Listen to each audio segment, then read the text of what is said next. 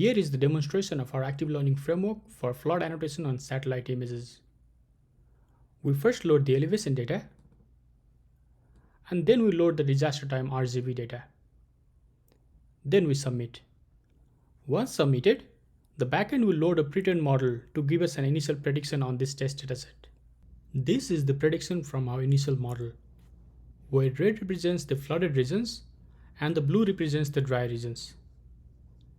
As we can see that the prediction is not so good, where the clearly flooded regions are classified as dry, as shown in these regions, and the clearly dry regions are classified as flooded, as shown in these regions. So we want to use our active learning framework to improve this prediction. Our active learning framework recommends a set of superpixels to be annotated by the front-end users. These superpixels are a group of pixels that the model was most uncertain about.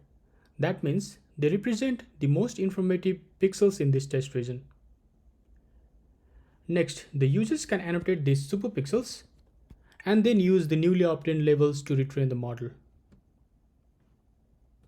So let me start with few flood annotation, maybe somewhere around here where the pixels are flooded.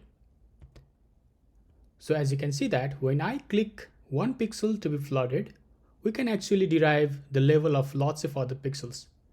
This is based on elevation guided breadth first search, where we derive the level of all the downstream pixels as flooded.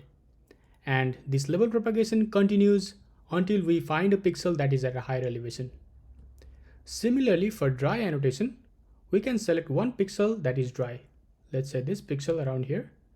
And we can obtain the level of all uphill pixels to be dry based on elevation guided breadth first search.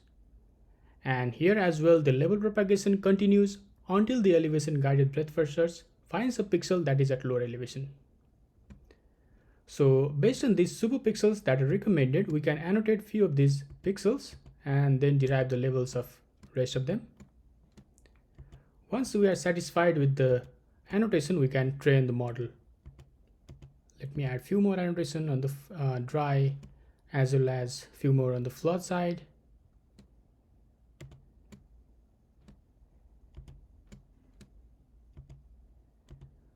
Once we are done with the annotation, we can click the retrain button and the model will start retraining based on the newly obtained labels.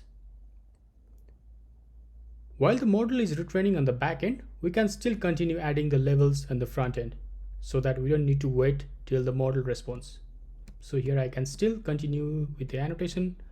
So for dry, I just switch to dry and then click a pixel that is dry. And lots of other pixels levels are automatically derived.